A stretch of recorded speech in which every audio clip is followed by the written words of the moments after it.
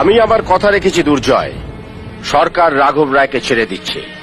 তোমার আমার মধ্যে যা চুক্তি হয়েছে আমার দিক থেকে সবটা সারা হয়ে গেছে, বাকি রয়ে গেছে তোমার দিকটা। বাহ বাহ বাহ। এবার বলুন দুর্জয় রায়ের সাথে আপনার চুক্তিটা কি মিস্টার বিক্রম সেন?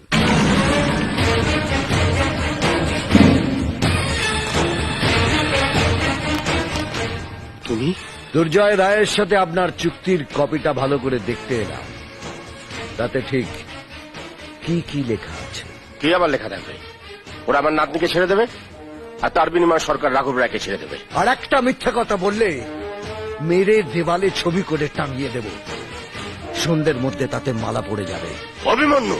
অভিমন্যু নাক, বালি বোড়াও নয়, জল ঢোড়াও নয়, জাত গোখরো, একশো বলেই ছবি। আমি বলছি দুর্জয় রায়ের সাথে আপনার কি কি চুক্তি হয়েছিল? দুর্জয় রায়ের মাধ্যমে আপনি সারা রাজ্যে সন্ত্রাস সৃষ্টি করে সরকারের উপর চাপ তৈরি করবেন, যাতে সেই চাপে সরকার পড়ে যায়, আর সেই সুযোগটা নিয়ে আপনি মুখ্যমন্ত্রী চেয়ারে টুপ করে বসে পড়বেন। তোমার এই মিথ্যে গাল গপ্প কেউ বিশ্বাস করবে না।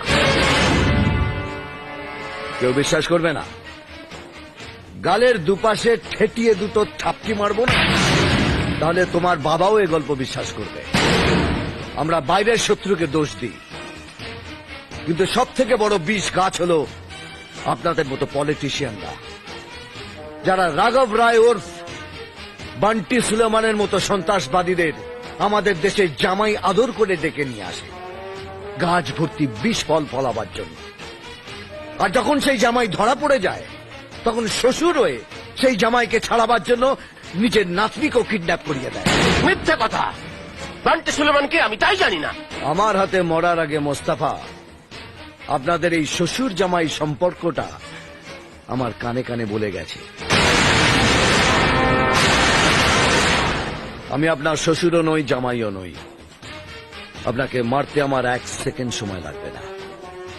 যেমন দুর্জয় রায়কে দিয়ে আমার স্ত্রী আর মেয়েকে মারতে আপনার কোনো সময় লাগেনি। একজন পুলিশের স্ত্রী মেয়ে উগ্রপন্থীর গুলিতে মরলে পুলিশ মন্ত্রীর কিচ্ছু যায় আসে না, কিন্তু রিমি, ও তো আপনার নিজের নাতনি। তাকে উগ্রপন্থীদের হাতে তুলে দিতে আপনার আটকালো না? না, আটকায় না, কিচ্ছু আটকায় না, আমার কিচ্ছু না। রাজনীতিতে কখনো কখনো নিজের লোককেও বাজি ধরতে হয়। রিমি ছিল আমার সেই বাজি, আর রাঘব রায় ছিল আমার হাতের তাস।